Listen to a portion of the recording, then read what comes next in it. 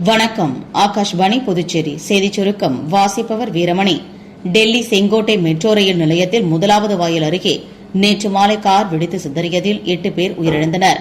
டெல்லி காவல்துறையின் சிறப்பு பிரிவினர் சம்பவ இடத்தை சென்றடைந்து சேதங்களை மதிப்பீடு செய்து வருகின்றனர்.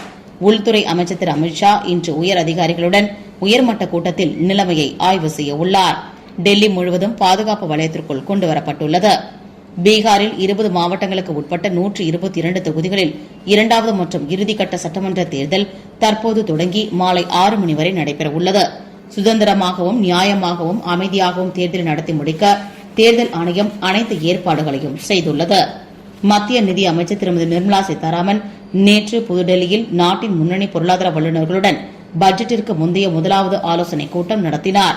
தொடர்ந்து வேளாண் அறிஞர்கள் மற்றும் விவசாய சங்கங்களின் பிரதிநிதிகளுடன் நிதி அமைச்சர் மற்றொரு கூட்டம் நடத்தினார். வளர்ச்சி ஆர்வம் அதிகமுள்ள இளைஞர்கள் மற்றும் நலிவடைந்த பிரிவினரின் அதிகார மேம்பாட்டிற்கு நகர்ப்புற கூட்டுறவு வங்கிகள் முக்கியத்துவம் அளிக்க வேண்டும் என மத்திய உள்துறை மற்றும் கூட்டுறவுத்துறை அமைச்சர் திரு அமித்ஷா கூறியுள்ளார். நேற்று புதுடெல்லியில் நகர்ப்புற கூட்டுறவு கடன் வசதிகள் பற்றிய சர்வதேச மாநாட்டை அவர் தொடக்கி வைத்து உரையாற்றினார். கோஹிமாவில் காமன்வெல்த் நாடாளுமன்றங்களின் சங்கத்தின் 22வது ஆண்டு மாநாட்டின் ஒரு பகுதியாக நாகாலாந்து சட்டமன்றத்தில் ஏற்பாடு செய்யப்பட்டுள்ள மண்டல மாநாட்டை மக்களவைத் தலைவர் திரு ஓம் பிர்லா நேற்று தொடக்கி வைத்தார். டிஜிட்டல் ஆயுள் சான்றிதழ் சமர்ப்பிக்க தேவையான உதவிகளை ஓய்வூதியதாரர்களுக்கு வழங்க மத்திய பணியாளர் துறை அமைச்சகம் சென்னையில் உள்ள விமானப்படை கலையரங்கில் இன்று மாபெரும் முகாம் ஒன்றை நடத்தவுள்ளது. இத்துடன் இந்த செய்திச் சுருக்கம் நிறைவு பெறுகிறது.